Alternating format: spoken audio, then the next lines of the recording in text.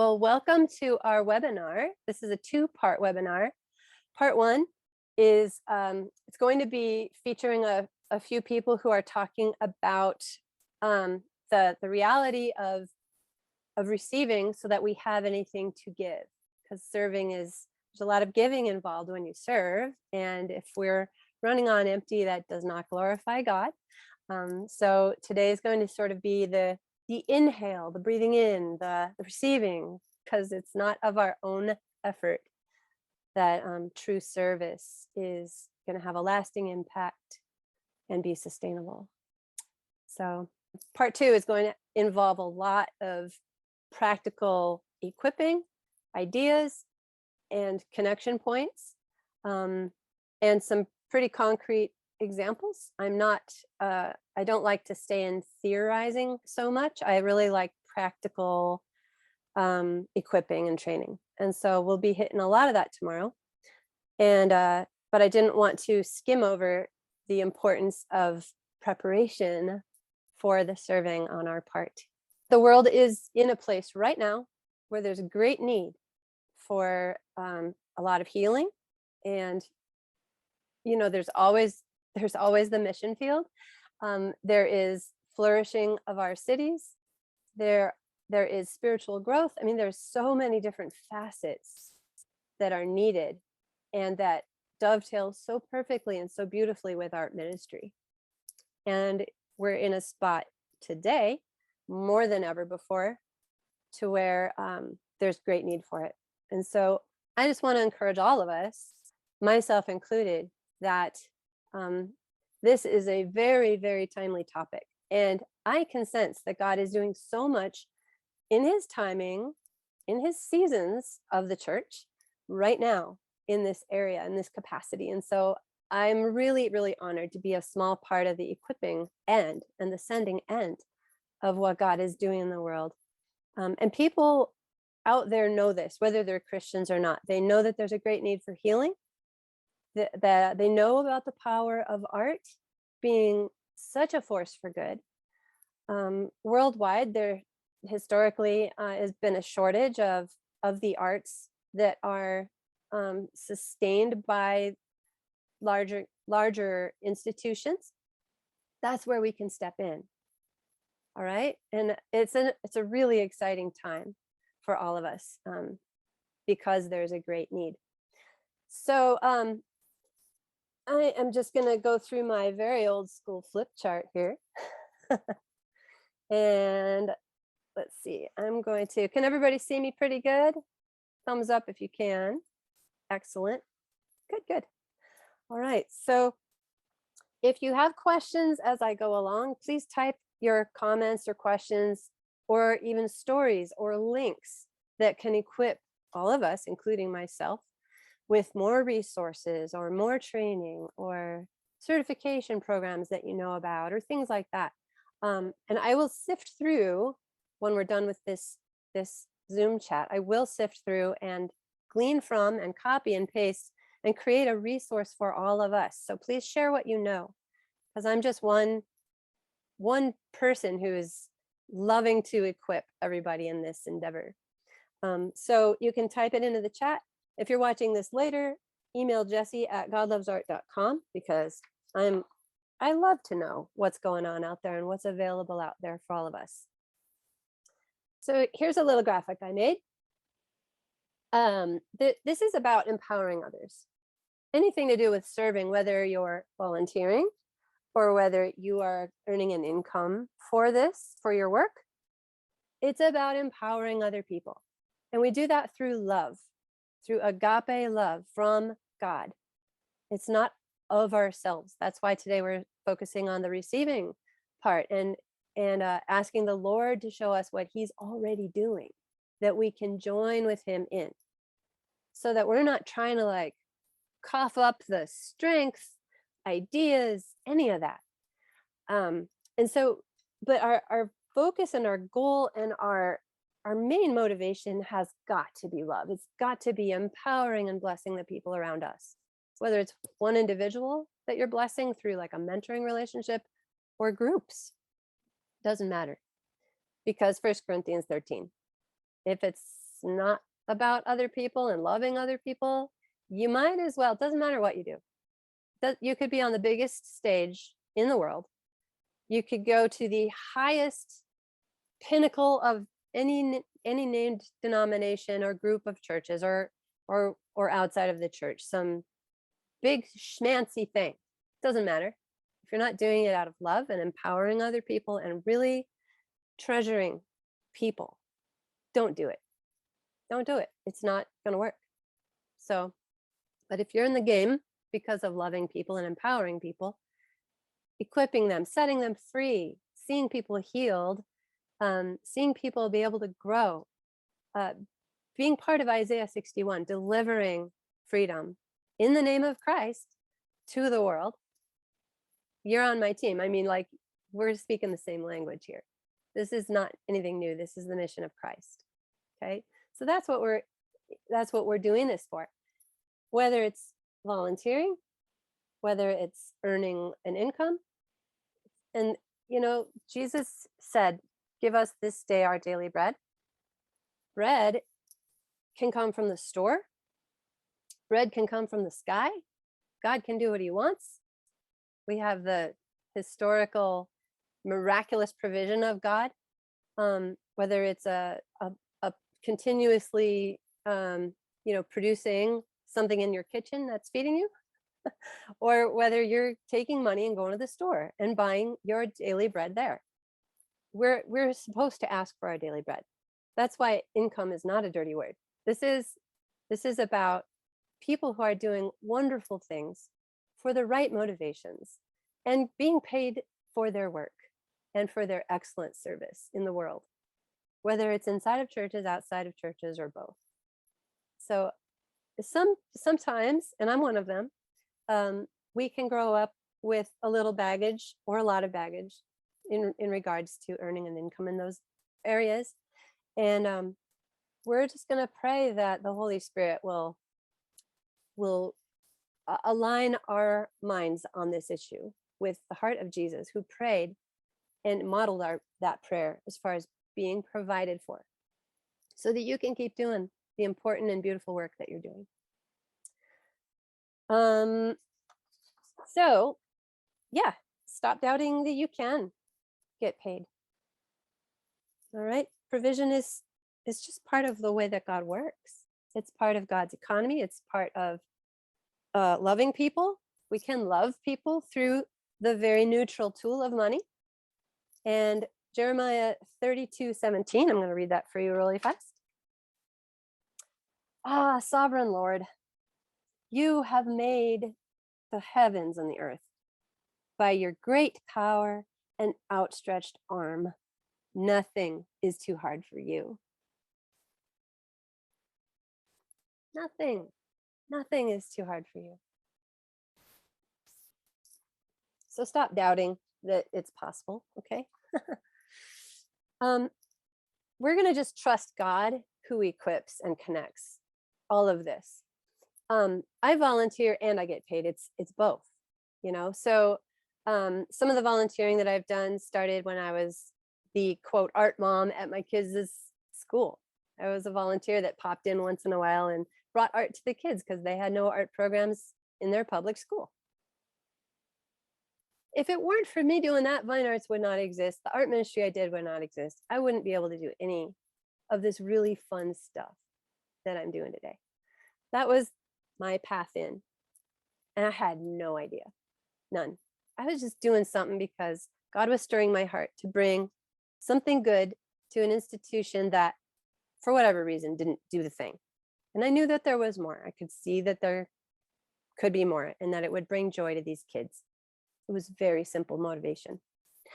Other places I have volunteered range from my church. I was a volunteer leader for our art ministry that I founded for 4 years before I got any kind of, was brought on staff later. I volunteered at a crisis pregnancy center doing art, nursing homes, bringing super simple art projects in. I'm about to, next month, I'm going to do a mural, a little tiny mural in the veterans, the VA center. And that's volunteer. I'm not getting paid for that. And I've done a mural at a rescue mission. I mean, that's tip of the iceberg, but those are just some examples. Things I've been paid to do are I was brought on staff at my church after a while when they could see the value of it and they could see that I was trustworthy. So I got a part-time paycheck for that. I teach art lessons, still do sometimes. I am now teaching art in prisons. I bring art projects in for the residents in prisons and detention centers for youth, teenagers who have committed violent crimes. I'm in there teaching their art lessons. I've been paid to, and I'm paid by a secular organization for doing that, and they pay really well. And they found me. They asked me to serve. I was the first teacher that they reached out to, and they knew the art ministry I had done in the community, and that's this person talked about this, and then they asked me. I have been, I don't know, I've hosted art devotionals before for different groups inside and outside of churches. I've made live art for recovery groups. I'm looking at my notes because there's so many things that I've done that I can't just like think of them off the top of my head. I've been hired to do a team building exercise at a secular corporation that did like technology and computers. I've done live art for the Boise officials as they were gathering together to talk about responsible ways of handling the urban growth explosion here in Boise. And so I was doing live painting during the seminar. There was no music. They were just featuring different speakers. And I've been brought in to do art and worship events for like 80 students year after year at a Christian university, seminary students. So it's kind of all over the place. Those are things I've been paid to do, and a lot more than that. That's just an example. So tomorrow I'm going to give you a succinct list and kind of connect up ways and inroads and possibilities that are a little bit more for research that you can take and make your own. And we will pray over that tomorrow too. We never know how our serving is going to connect, but it does. God knows how. So trust God. He's the one who equips you and connects you for anything in life, not just art, ministry, but anything. So here's a cool story. I'm not certified to teach art in schools. Never been through the program, but I volunteered to be a substitute art teacher where my friend was a teacher at a private school, and he needed a substitute. So he asked me, and I reluctantly agreed because he just needed a substitute so he could be out of the classroom. And I was terrified because these were teenagers. I was the art mom for elementary school kids. There's a big difference. So, but it turned out to be a lot of fun. And I was really surprised at the kids in the room, these art school kids, how they accepted my authority. I did not expect that. But if you kind of are peacefully, calmly in charge of your time together, that there's a lot to be said for that, and humble at the same time. Me, humble, teachable, but also in charge of our time together. Nobody's wasting time or uncertain of what we're doing. So I had a lot of fun learning how to do that. And meanwhile, I was working at the art ministry part-time at church. And I asked them, can I work at the church full-time? Because I really need some more income for our family. And they reluctantly told me, no, we can't afford to bring you to full-time. I'm like, but I'm working 40 hours a week at this part-time job. They were like, we're really sorry. We can't. And I was like, that stung, that really stung to be told no. And so, yeah, I had to go to God with that. And it hurt. And meanwhile, I was enjoying my little substitute gigs once in a while for this art classroom at this private art school. And one summer I was driving by the school and I popped in for no reason. And I was there to ask a question about a yearbook that I was supposed to pick up for my kids or something months ago.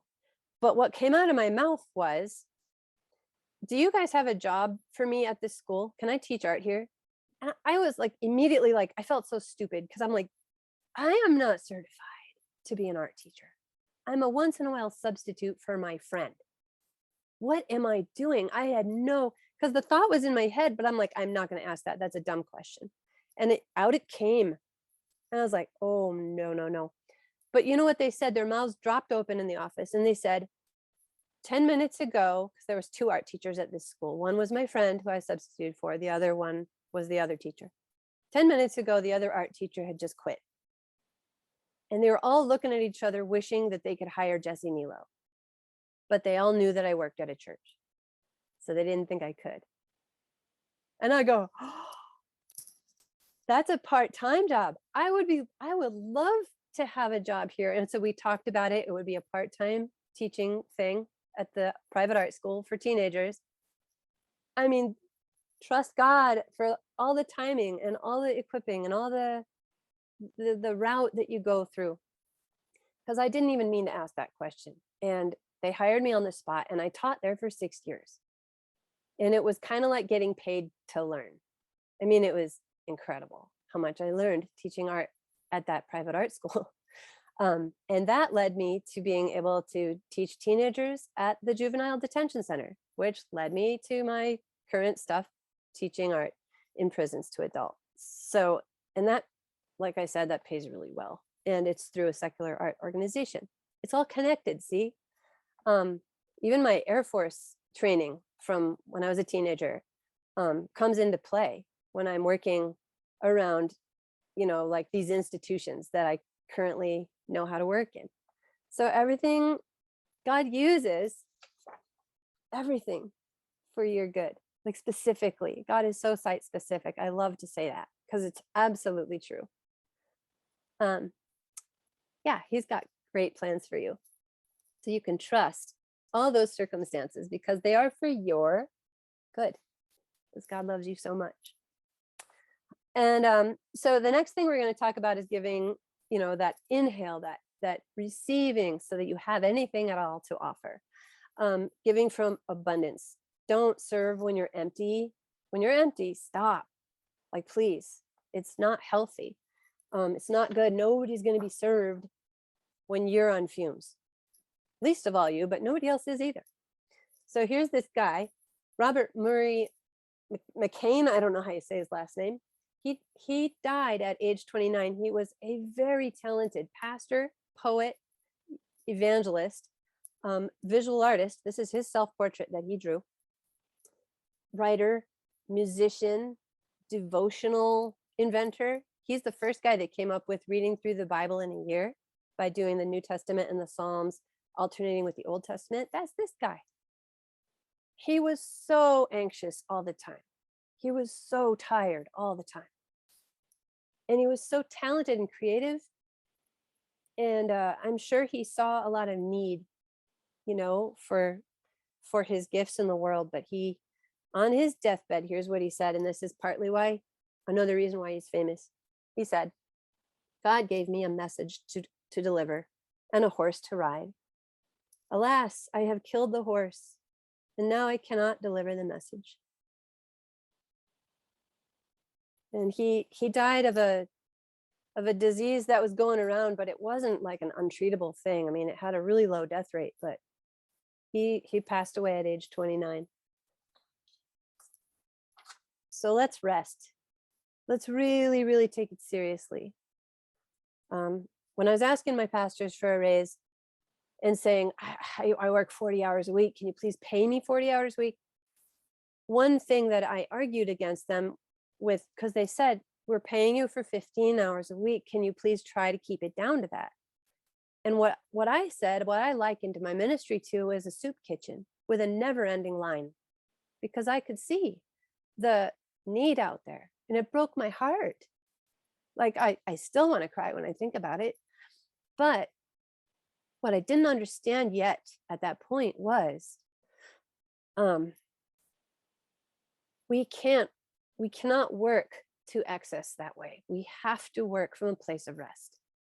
There are ways to keep our hours down in a responsible way, in a way that realizes that Jesus healed while he was here on the earth, and still there were sick people on the earth when he was here. it's both, right? So I'm going to ask my friend Dave Vandus. I know you're on the call here with us right now. I'm going to ask you to unmute, and I'm going to find you so I can spotlight you. Dave, hi, David. David has a few things that he wanted to share with us for a few minutes on rest. I'll start briefly, a bit of my background. My dad immigrated here from Czech, so did my mom. So immigrant parents. My dad discovered, coming from a communist country, coming into Canada, I live in Canada, he discovered doing construction here that if he worked harder, he could earn more money, as a comparison to where he came from, where it didn't matter how much you worked or didn't work or how hard you worked, everyone got the same. And so that excited him. And he didn't know the language. He didn't know English. And so in every way, it was kind of a fight forward when they immigrated here. And they escaped. During the communism. When I was about 6, my mom passed away from cancer. And my dad just worked harder to make it all work for the family. And I grew up kind of being parented in a way to not rest. That it was lazy, or it was a sign that, I was lazy or whatever, could attach all kinds of things to that. It could just be a loving parent, my loving dad, who wanted the best for me. And if I showed signs of, easing off in pursuit of things in life or things that made sense to him, then, he would get worried about me. And, for many years, that worry he's had over me is whether it's worry, he's had worry for me that's paralyzed me at times and kind of prompts me to try harder and work harder, do more. And I have a good flow with my dad these days. But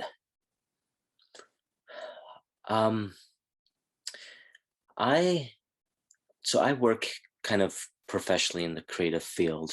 I would call myself a media producer. I've produced and directed video for a lot of different brands and TV stuff. And I was not restful. I had long stretches of time of just intense knots in my stomach and anxiety. And but I always believed the answer was, if I could just cross this threshold, whatever the next threshold was, then my problems would be solved, whether it be financial or expectations that were on me from my wife or my dad or my peers, that if I could just get across the next threshold, that just another thing would be solved. And I just needed to get there. It's just that I'm very ambitious with my goals. And so some of my goals are like, they take years to get to, if I ever do get to them, just because they can be ambitious at times.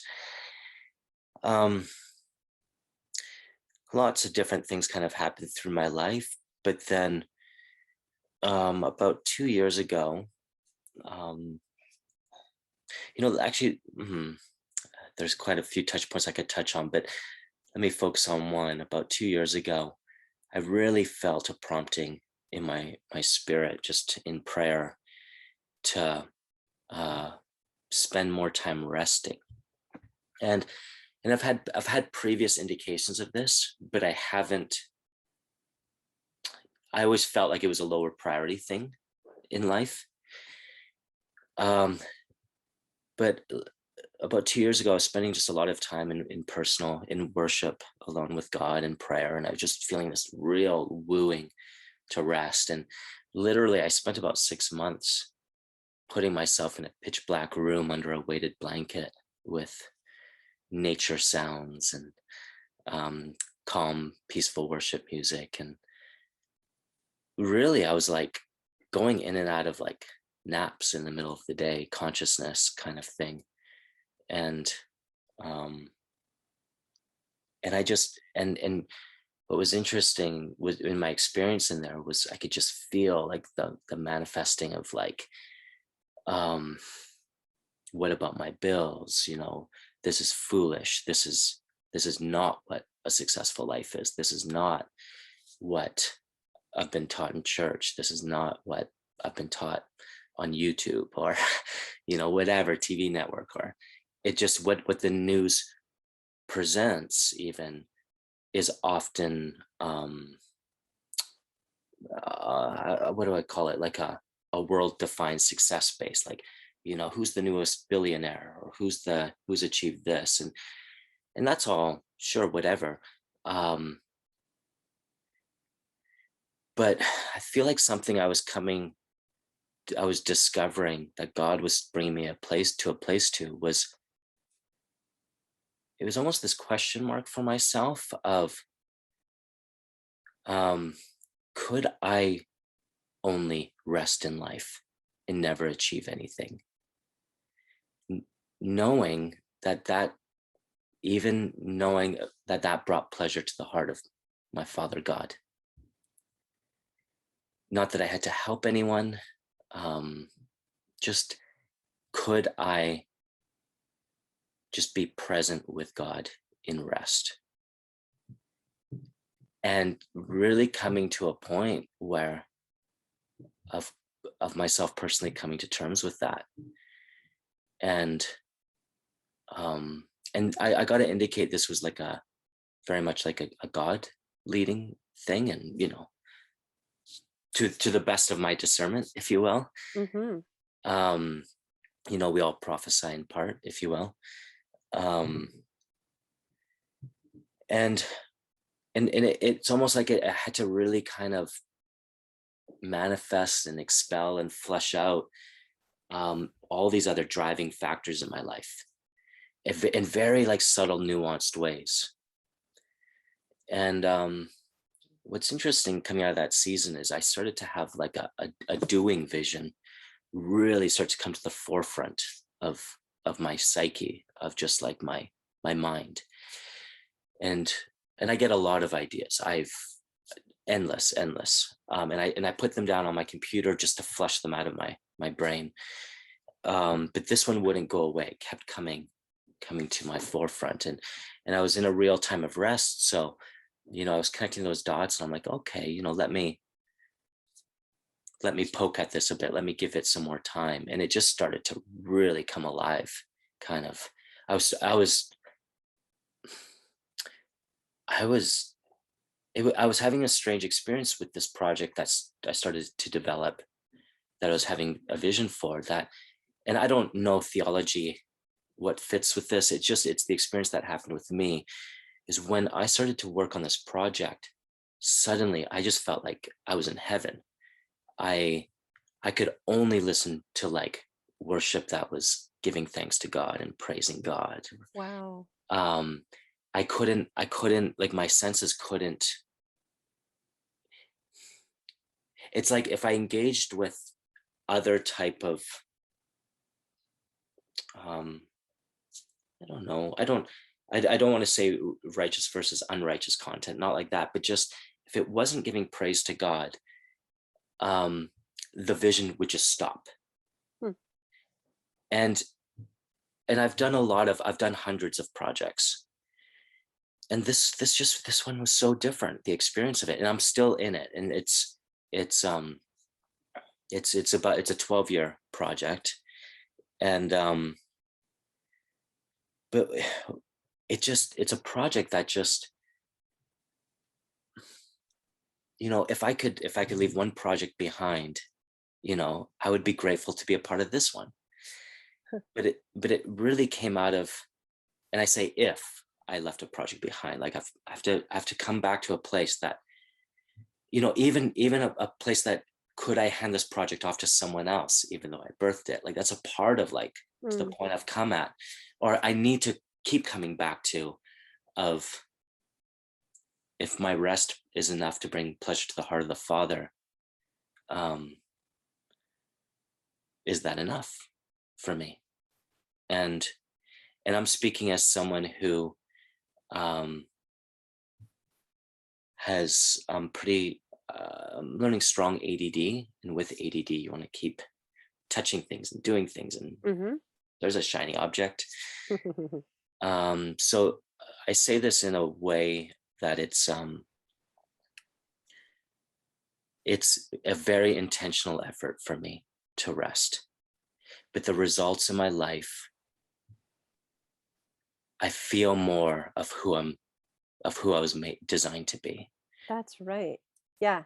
I love how God is so gentle and thorough in his corrections. And what your story about fasting from working for a time, it reminds me of artists the Lord has led them to go through a period of fasting from creating art, for instance, because he's in the process of doing deep heart surgery and realigning the original intent and the original design of the person, and healing parts of that person that were misusing or abusing,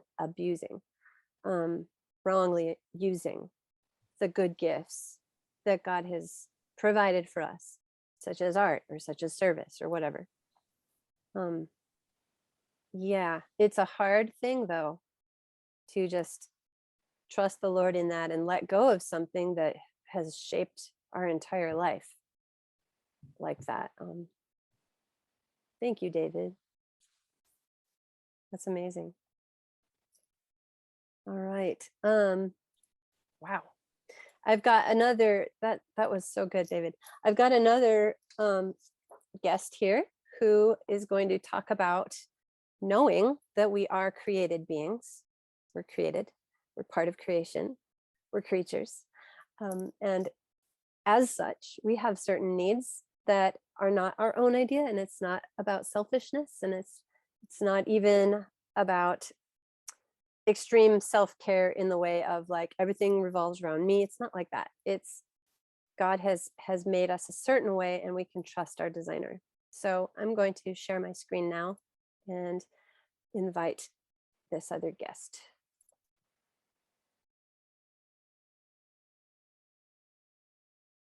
Thank you, Liz, for joining us today. Of course. I love talking with you and doing anything with you, Jessie. We just prayed together just now before we started, and it was so peaceful. And we just both sat here and took our own separate deep breaths in, that beautiful thankfulness that we get to take a breath. Yeah, I just did a presentation with her last week and wanted to speak with Liz about the need to even remind people to breathe. And what do you think it is about our culture that doesn't really let us realize that it can be so simple, and it can be so fun, and it can be so freeing just to be alive? Like, what is it about our culture that we would even need to be taught that? It seems like a lot of people are hoping and wishing and praying to be embodied. And I think that's a state that we are, not that we hope to be, but I wonder, with your question, if in our culture it's so push, or rush, or, go, go, and all the information that comes at us, and that gets really stifling and immobilizing. To be embodied means to have a body.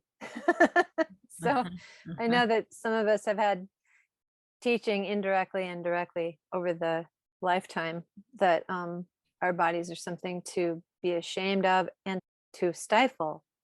I mean, I think a lot of our minds have been so trained up in the left hemisphere since childhood, especially in our schools today. We really lose track of the power of the right hemisphere that God created for connecting and for relationship and for noticing things. Even as I sit here with you, I'm tempted to like stifle myself. I know this is being recorded, you know, and I just when I start a class, oftentimes I will say, let's shake off the things. And it physically helps the brain and the body. Ooh, So yeah. I'm doing it in this box right here because this is a, screen, but, I put my arms out all the way and imagine that whatever's weighing me down on my shoulders, because we put that weight on our that weight is on our shoulders and we allow it to be there. I imagine it to be like oozing or gooping down my arms to my fingertips. And you know when your hands are wet and it's just dripping before you get the paper towel or use the hand dryer, you just kind of, but that's what I imagine. So like this movement of getting it off, just letting it come off. I literally do this. The whole thing that we're talking about is serving, through our gifts and through just being in the world. We're gifts to one another. If we're constantly denying the way that we're created to be, I think the result is a lot of physical tension, because there's this incongruence with that experience of, I'm going to love and help those people, but my own inner landscape is a wreck right now. But I'm going to push past that and just help others. I'm going to help somebody lift boxes today or move art supplies today, but I'm going to completely disregard the fact that I too have a body and physical needs that I'm just used to pushing past and ignoring. And I don't think that's sustainable. And I don't think it's meant to be sustainable. And it certainly doesn't make anyone a martyr, because we're doing it to ourselves, We have systems that don't flow unless we move. Like, what do you mean move? I can sit in my chair all day and just think my way through every day. What's the point of moving? And people do that. But the lymphatic system, actually is not a self-moving system. So different toxins in our bodies go into this very roundabout, almost everywhere in our body system that has these little pods that gather the toxins. And the only way that those toxins get to move out the way that God intended them to move out is by running, jumping, or dancing. Those are the best ways. Wow. You can also, with our fingers, it might do it mildly, but there are little brushes you can get for your skin that are made to move the lymph system, because it will not move if you do not move. And it all is the originator's idea, because we didn't create our own bodies. So it's just, how in scripture it just says that all creation is praising the Lord, and everything we do can be worship. It doesn't need to be like only involving the throat if you're singing music, or only involving a guitar or something. Everything we do can be worship. And to me, this just, we were made with actual needs to rest and to be in community and to have solitude and like all these rhythms that God created in a beautiful way. Yes, it's a thing. I love the words rest, trust, create, repeat. And I have to put that somewhere, but it is so ingrained in the word, even in the creation story, the middle of the story, that the point was rest. He knows what's best. Yes. So as a facilitator, how does rest factor in to your work as someone who is a leader of people who you're taking through the arts? By sitting and allowing wonder to be a thing, and to live in it restfully, and not go into question mode or doubt mode, because I think questions are great. However, doubting seems like a pushback to the wonder, right? Instead of allowing it to settle. So as I've slowly moved through the process multiple times, I'll use music. So the songs just come. It's as though this whole world, my home, church, the grocery store, anywhere I'm at is a playland with God. And I can live there and catch the little love notes that he's putting out there. The best perspective to have is that God is sovereign, and that all I want, if I'm on his team, all I want is for whatever he wants for this person or for this group to happen. I want that. It's all practice. Go out there and just keep practicing. Just keep sharing the love, sharing the creativity, sharing what God has for these people, and call it practice every time, because you'll never be a pro. Nobody's a pro. Thanks for that awesome talk, Liz. You did a great job. Appreciate that. That was amazing. Yeah, so know that you're created, and it's, you have needs that are God given. They're built in. And honor those rhythms, and honor what God tells you to do. There's some things that are universal that everybody needs, and then there's other things that you specifically need, and God will show you both. So serving is awesome. I'm a big believer in that. And we cannot serve out of ourselves. We have to just be that vessel and allow God to do the infilling and the releasing in the abundance that he's got for us, site specifically. So, and to not think of volunteering as a stepping stone or lesser than earning an income, because they're both so equally beautiful. And so I just want to affirm that don't attach a paycheck to your worth. Don't ever do that. I wish I typed that right now. Pretend I'm typing that, printing it, and putting it right here. Don't attach a paycheck to your worth. It never works that way. Never works that way. My favorite job in the whole world, I ran that art ministry at my church for 16 years. And when you put together all the thinking, planning, dreaming, gathering, coffee times, praying over the phone with people, okay, I was making probably $5 an hour. Would I change a thing? No, I would not. Not one thing. So do not attach a pay. And the first 4 years were volunteer, right? Don't attach your worth to any kind of paycheck. Ever, please. That is disastrous. Okay. Culture is alive, and don't resent volunteering. Don't resent, your sweet spot where God has you, and ask for provision at the same time. Ask the Lord for provision, because he told you to ask for provision for that daily bread. So real quick, I'm going to run through 5 things to know about serving and volunteering and working jobs that might be low paying. Never put serving ahead of your family.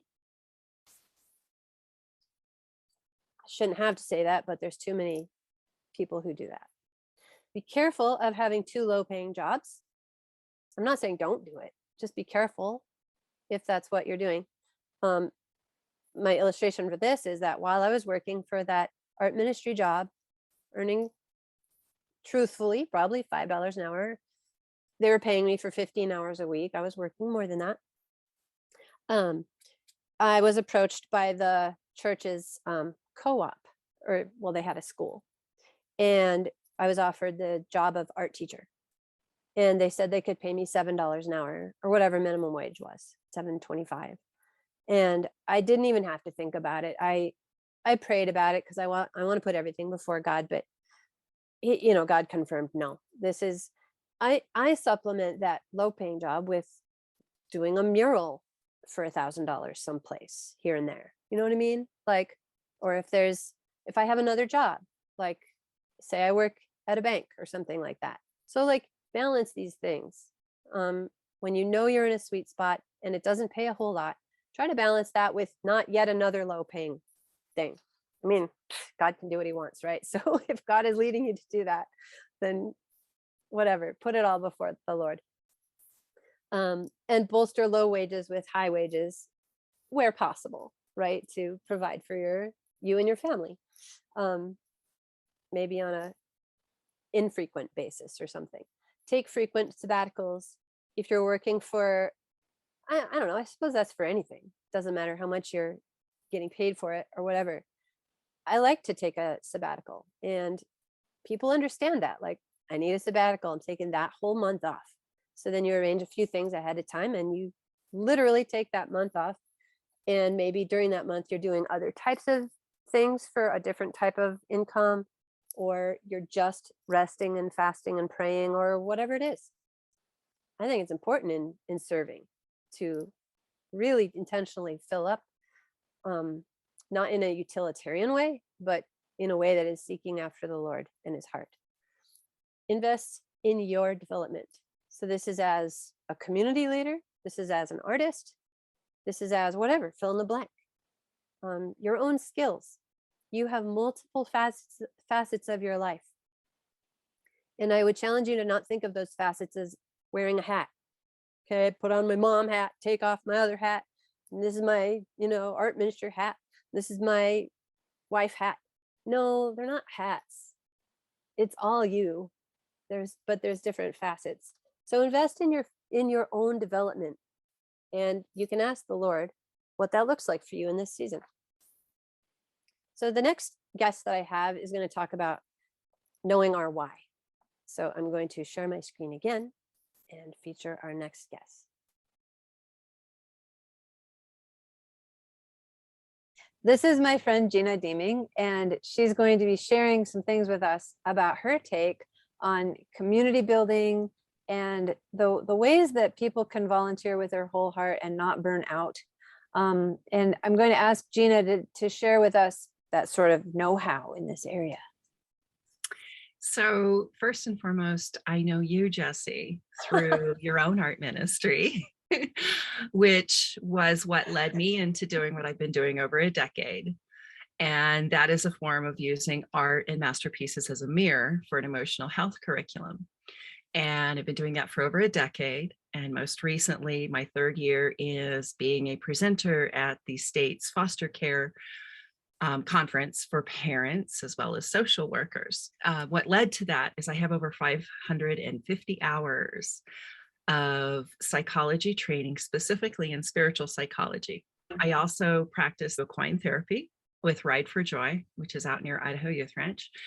And then prior to that, I have been in the music industry. I have been both in the Christian contemporary as well as the gospel area. What are your thoughts on organizations who have a good heart, and they're doing good and they're in it for the right reasons, but it doesn't really care like they should about the way that the people are serving, especially in the arts? Sometimes when people are working together, the arts can be downplayed and undervalued. Yeah, I would encourage one to make it less of an outside what the organization thinks about them and more of an inside job of how they are treating themselves. And specifically, are you looking and treating yourself through the eyes of God? How does God see you? What does God think about you? It's recognizing that God sees you and cherishes you, and you have something important to give. So through this lens, the best way to get there is to really recognize and understand, and this takes time, what your needs and wants are. So when you have an organization that you feel like you're being taken advantage of, or your energy is being sapped, like, oh no, they're going to ask me again. Pause and give yourself time to think about, is this what God would have me do? Does this bring me joy? To give us enthusiasm, the breath of God, divine afflatus. And that happens when it's fun, because God made you to have fun. And if it doesn't sound fun, then it's okay for you to say, that doesn't sound accurate for me. Or if you're not sure, you can always say, thank you so much for asking. Let me pray and contemplate about that, and I'll get back to you. That's true. Just inserting the element of time in there can really diffuse things, and to also give you a chance to explore your own motives. And, like, am I doing this because I'm kind of trying to get into my people pleasing mode again, or I'm doing this because I really want to? Attitude of gratitude, but ultimately without surrendering it, recognizing that the person in front of you already has a curriculum in front of them. You'll be focusing too much on their path and not enough on your own.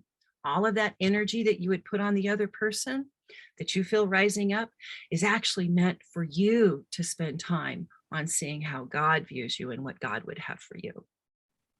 Yes, well said. Some of the sweetest times I've ever felt during moments of conflict, organizational conflict, was just me and God, and I am on my face on the floor, surrendering the situation to Him and asking Him to grow His character in my heart. Because without that, there's nothing good that's going to ripple outside of me. And it's not just about, the perception of good. It's like, really, what work is God doing right now in my deepest heart that maybe is just needing some healing right now? That is so good, Jessie. I'm really glad you said that, because you also reminding me that this is another way of staying soft. Yes. And that, like clay, staying soft. How do you stay soft as an artist when you're around others who may not recognize that this actually requires effort and energy, and they may not understand specifically your gifts and talents? And that is also, again, the reason why I would encourage one to look within rather than assess the person outside of you as if they're source or responsible for your experience. The truth of the matter is that we can go where the peace is. And that's a great compass to have. The truth of it is God wants us to grow. And through our experiences, we become better gifters. The way we know how to give is when we first receive. Because if we give out of lack, we're giving out of our own effort and not by God. We are not the source. God is the source. And if and when He wants to do that, He'll provide an abundance, and you'll just go, yeah, I can do that. Let's see. If there's somebody who's struggling with, maybe they're trying to decide, maybe it's a cause that they care about and they're going to go in and make a difference, but they're torn about whether it's okay to ask for money or whether it's okay to volunteer for free. Oh, absolutely. And what you're asking makes perfect sense to me, because we're talking about talent, and this is big within the creative community. There is sadly often an undervaluing of art, and I find it's because the artist undervalues their work. So again, this is an inside job.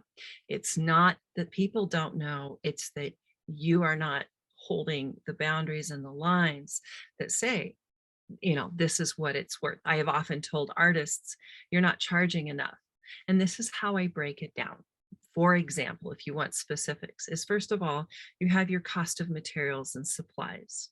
So think of that as a reimbursement, or just add that to the amount that you're about to give or request. You can sometimes separate, this from service work, but for your service, what the value is of an entrepreneur who doesn't have vacation time, sick pay, on-the-job training, equipment, supplies, sick days, all of the benefits of being employed. In 2010, the assessment by the Army Corps was that a person needed to be making about $80,000 a year.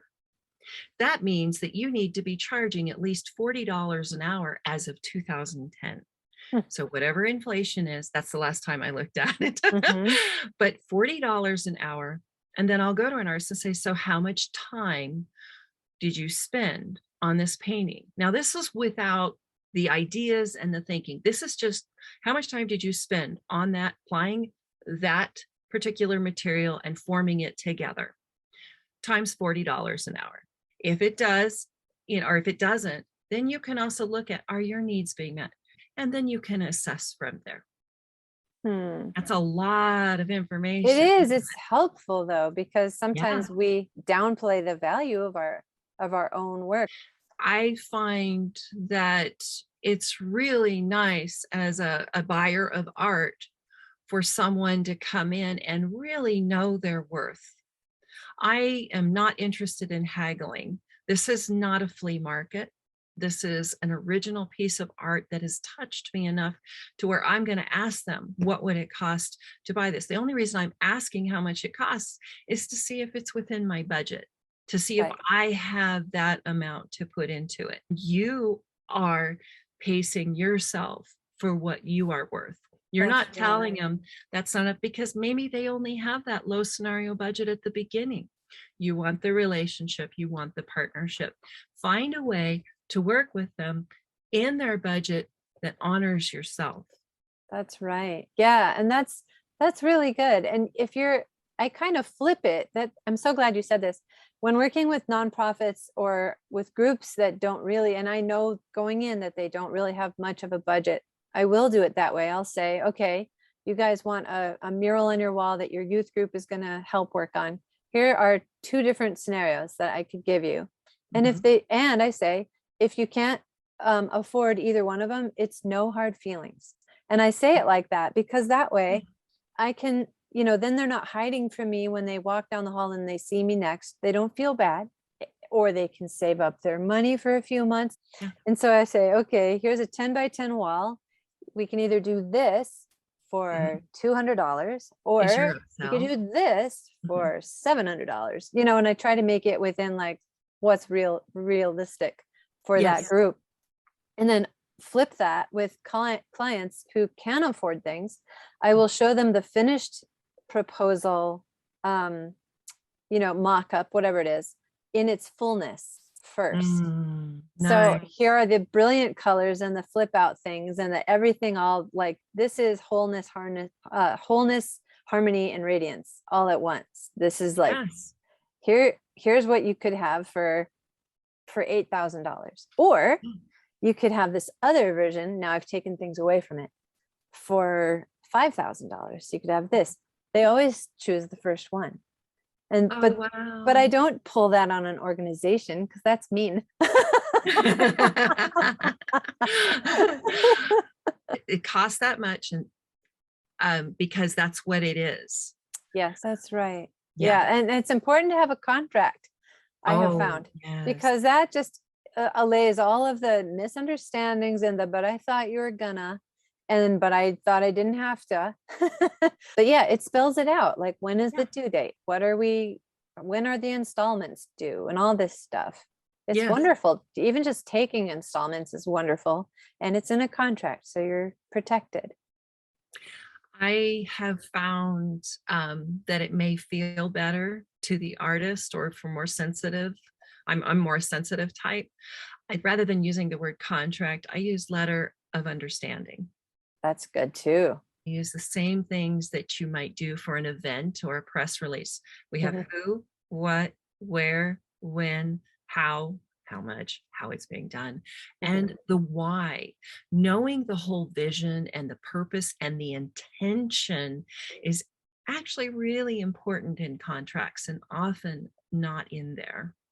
Absolutely. Yeah. This is the value of your time. So you know the full amount. You do not necessarily need to tell them I'm worth $40 an hour, which every artist at this point in time should be able to look at themselves and say, I know I'm worth at least $40 an hour. Let's practice that. Ready? Look at yourself somewhere on the screen or in a mirror. Let's all say, I'm worth at least $40 an hour.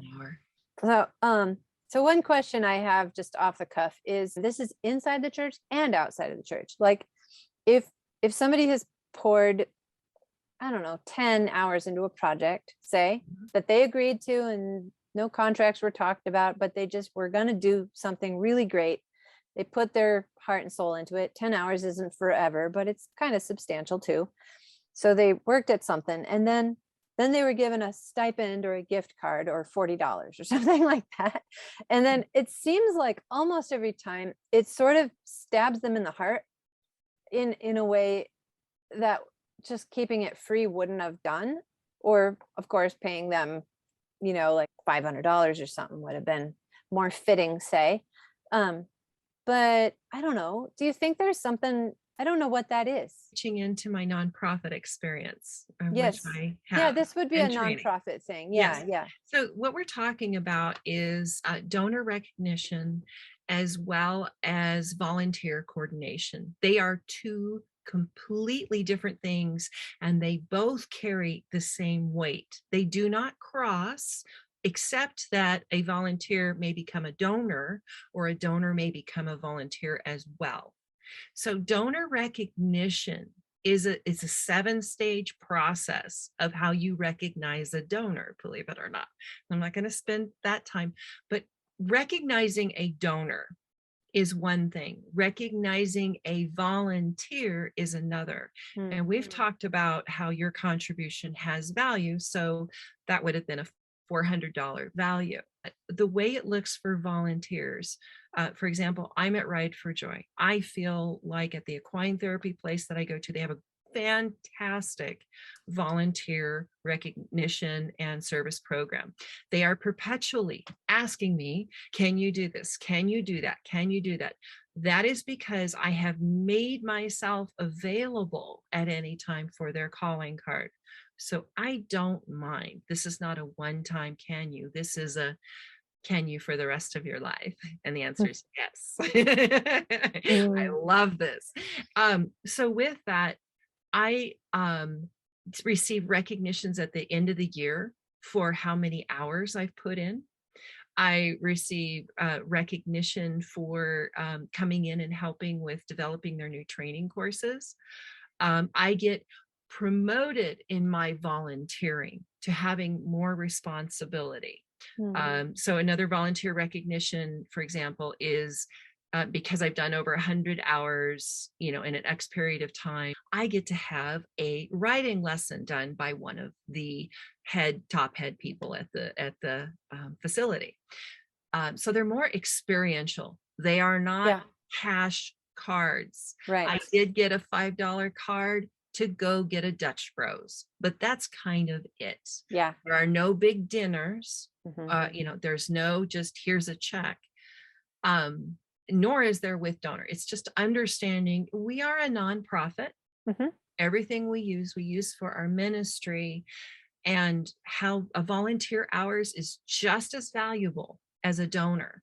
It truly is, if not more. And so that's good for community leaders who are just starting out to realize that to the person who is believing in your cause together and right there working alongside, the tangible things are a lot more valuable than giving them or trying to pay somebody when it's actually worth many times more what that small amount would be.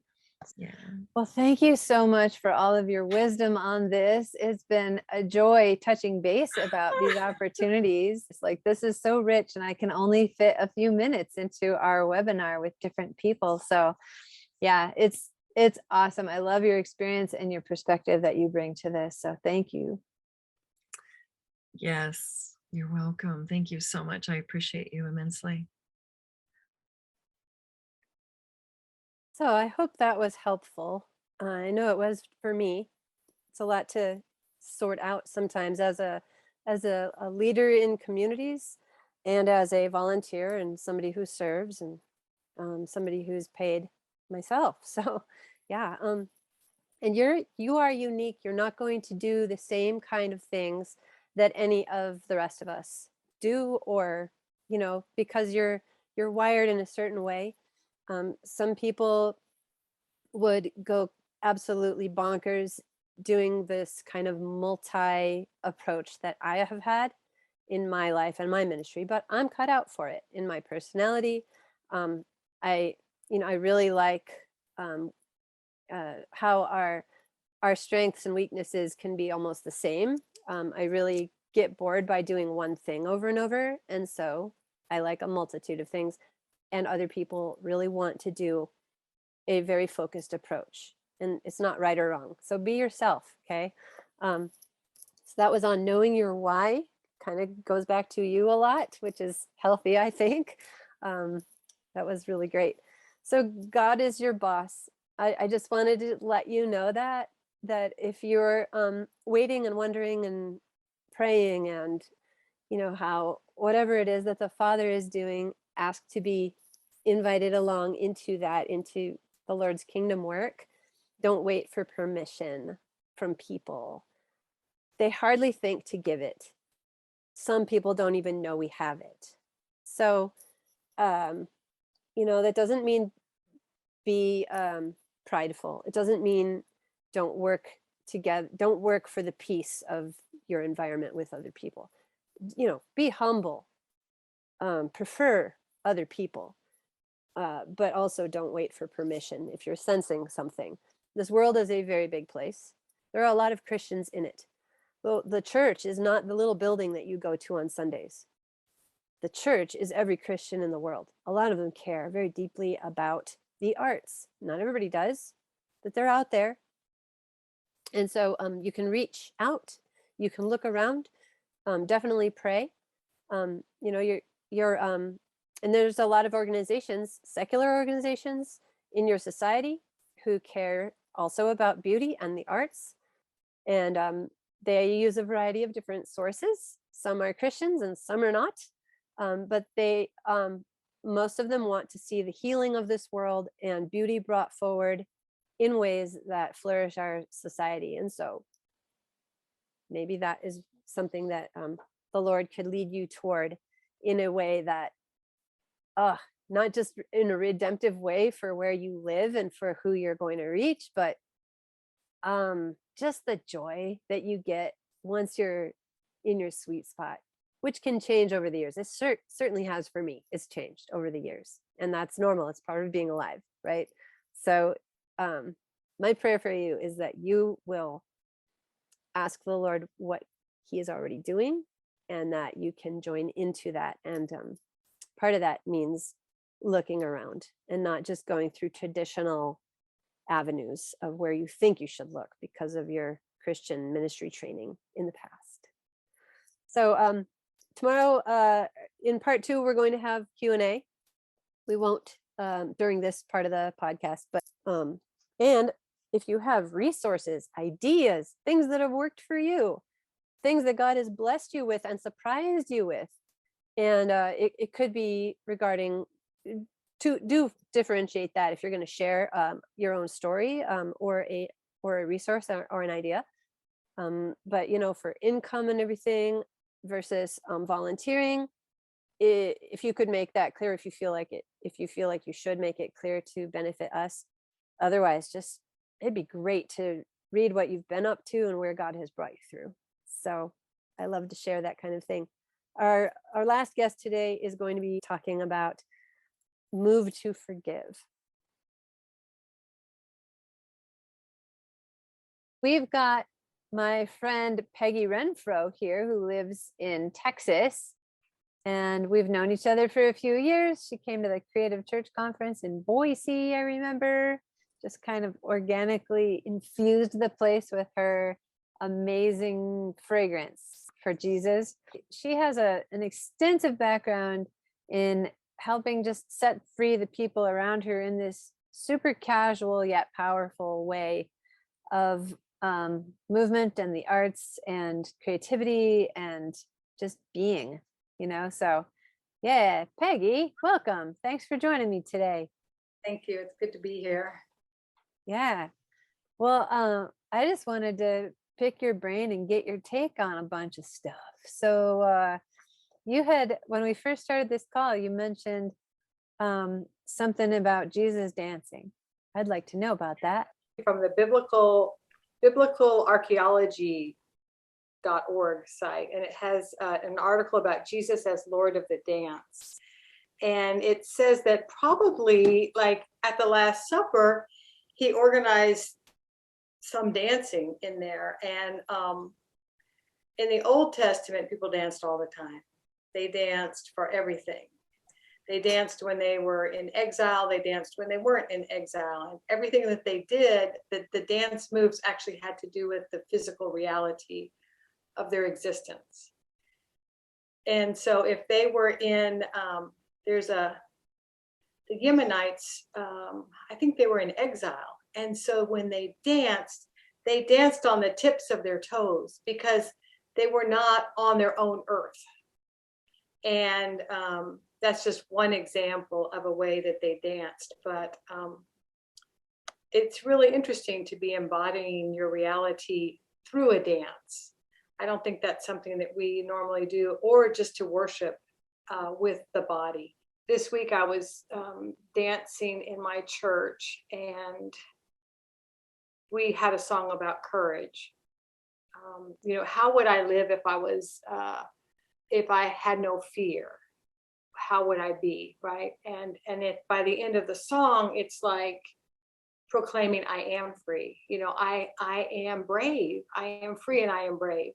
And so when you dance something like that, it takes it up a notch from thinking, I need to be stronger or I need to be braver, because you're actually embodying what you intend to do, your intentions. A scriptural view of the body, that they are an image bearer and that they are wonderfully and fearfully made. I mean, that's a whole different starting point. It's a different way to see yourself. And I know that we have these cultural images of the perfect woman or the perfect man, and they get in the way of us just enjoying what God gave us. And I really think that's Satan just wanting to mess with us and not allow us to achieve what we need to achieve, but to be preoccupied with appearance. And appearance is really not, I think health is very, very important, but the appearance that people impose upon themselves, how they want to look, it might have to do with, 300 tattoos or a breast job, or doing all these eating too much, eating too little. I mean, there's just so many ways that we don't take care of our temples. But if we could really see our bodies as something so, so good and so amazing. I mean, when you start studying about the body, the muscles and all the different systems, and for example, exercising changes your neurotransmitters, and it gives you all, like if you just walk around the block or move or turn on your favorite song and jump around to it, at the end of 3 minutes, you're going to be in a different place. You're going to actually have built some new cells in your brain. I mean, there's so many good things that can happen just with movement. And God, from the very beginning, when he moved the waters, the ruach, that movement is part of creation. And when we get to where we're not doing that, we're missing out on some very powerful medicine. It's not even, it's better than medicine, right? Because it's free. It's free. It's free. Yes, it's free. And there's endorphins and there's joy and there's this. This is all God's design. We're not making this up. Exactly. God designed us to have a lot of joy. And there's the human body is created actually. And another thing that's really interesting is if you ask a room of people to notice their bodies, just notice your body. Many people will go straight to the place of pain. They could have most of their, like 99% of their body feeling really fabulous. And the one small thing, the shoulder that's aching or the knee that's hurt, that's where their mind is going to go straight to. But, normally our bodies can bring us a lot of joy just by being in them, experiencing them. And sensation is how God created us. He created us to be sensory beings. Mm-hmm. So we can feel things, like we can feel the air on our skin. We can feel the sweat when we're sweating. the wind. The curve of my toe on the chair that I'm sitting on right now, barefoot. Exactly. I mean, this is joyful stuff, and it sounds like thankfulness to me. It is. It's totally gratitude and Yeah. just, being, where you are in your body and practicing that and enjoying what God's given us at this moment in time, right? Yes, yes, and I think that people who are just maybe their main thing is visual art, or maybe their main thing is writing or creating with stained glass or something, but I mean, this is all really connected, because art is such a there's physical aspects to taking a pen in your hand or sitting at a laptop and typing out your thoughts and your experiences and your life, and to take and dip into a color and mix it around like that ruach you were talking about, to stir and to create and to move materials from one location to the next. It's a very physical act. Even if you're talking about tiny implements, it's still physical. And so to acknowledge that and to play in that and to thank the Lord in that. Thank you for my fingers, my funny fingers. Thank you. And love your body that God gave you so that you can do this stuff. Just not even any strings attached, just loving what God made, because we're a walking work of art. We are his poema. That's exactly true. And we can love and appreciate other people in the way that God created them as well. Well, Peggy, do you have any wisdom on how we can forgive people and institutions that have unknowingly or knowingly foisted all these messages on us and kind of caused us to be bound up instead of free in our experience of God and the beautiful world that he made? Maybe taught to feel ashamed of our body, or taught to stifle our own creativity or the ability to move and express. Do you have any wisdom on ways we could forgive and move into the next thing? Yeah, I think that forgiveness is a really great topic. For a person to feel like they're ugly or they're to this or to that, that's really not, I don't think, from the Heavenly Father that created them. It comes from the dark side. When I think of little children, and no matter what they are, they're going to be made fun of, right? And somebody's going to say something that wounds them. And then later on in their life, they're going to have to reconcile that and say, oh my gosh, maybe I did that to someone too.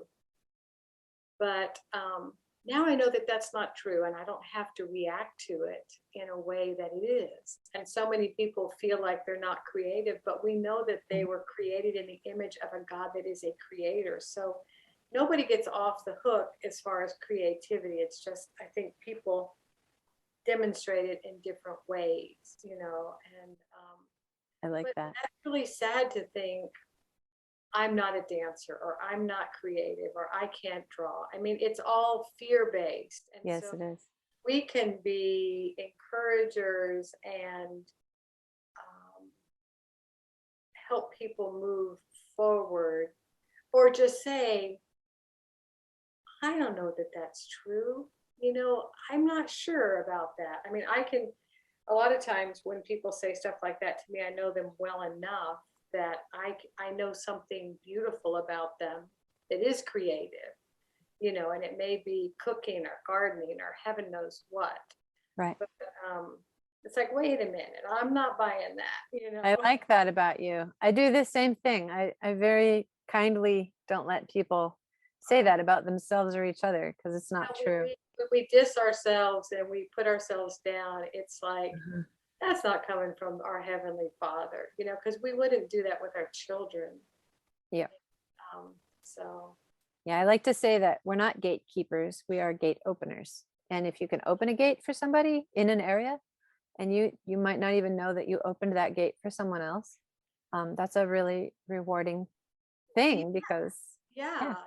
Do you have a list of Jessie-isms? I have a ton of things I I say. like that. I want a list of all the things you say.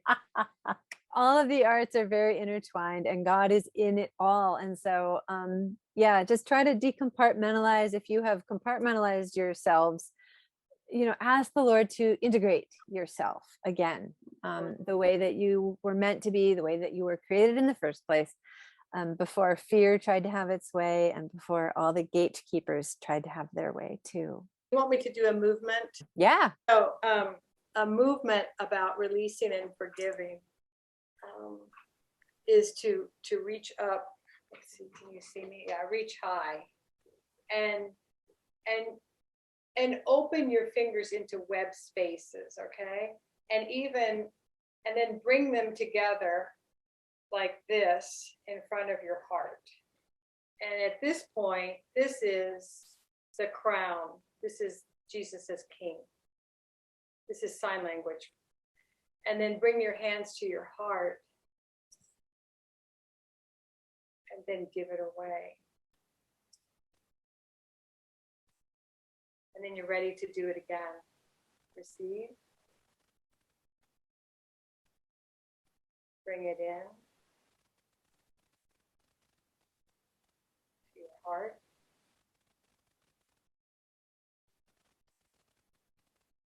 Yeah. To the world. Receive. King.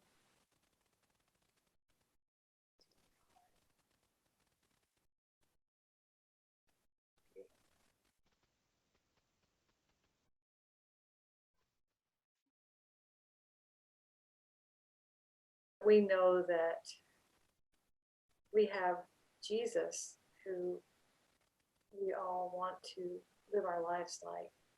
And so we know what he did with in the realm of forgiveness. And so we want to practice forgiveness. And it's not, practice is just practice. It takes a lot of practice to get something down sometimes. And we don't have to worry if we don't get it right away. But forgiveness is kind of an everyday practice. Who are you going to forgive? Who in your family do you need to forgive? What do you need to forgive yourself for? So you could do it sitting or you could do it standing. And you might come up with a better sequence of things as you work through that with God and with your body, in your temple body, in your now body. That's another phrase that just came out of the technique that I do, is your now body. And I love that because my now body when I was 10 or 15 is so different than my now body now. I am more comfortable with my body now probably than I've been ever in my life. Thank you so much for your words of encouragement and kindness and wisdom, Peggy. Thanks. It was great to be with you. So I'm going to close us with prayer, and I hope to see you for part 2. All of it is nitty gritty. Some of it is more soul oriented. Some of it is more practical oriented, but it's all very much a part of this same discussion. So I'm really, really glad that you're here. Lord, I am so honored and a little bit speechless right now that you would infill us the way that you do. And I love the revelation that is for love. It's because you love each one of us so much. You're not into using people in the way that we're used to thinking of that word, using. You never use people wrongly. It is all for love. It is all 1 Corinthians 13. That is how you look at us. And that is what is important to you about each one of us. I thank you for setting us free. I thank you for exchanging our sorrow for joy. and giving us beauty for ashes. And Lord, when we turn to Isaiah 61, verse 4, about the newly freed people are rebuilding their cities, God, empower us and be our power, our only one, so that we're not striving, we're not reaching into ourselves to do this stuff. But Lord, we're really just joyfully partnering with you. And we're beyond overjoyed. Fill us with wonder, God, again and again, for how much you love us and how much you love to spend time with us and just to scribble with us with crayons. And you speak kindly to our hearts. God, fill us up, Lord. And thank you that it is so simple. We love you, God. May your kingdom come. May your will be done on earth as it is in heaven. In Jesus' name, amen.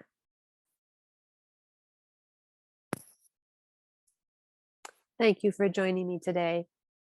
And I will see you for part 2. Bye.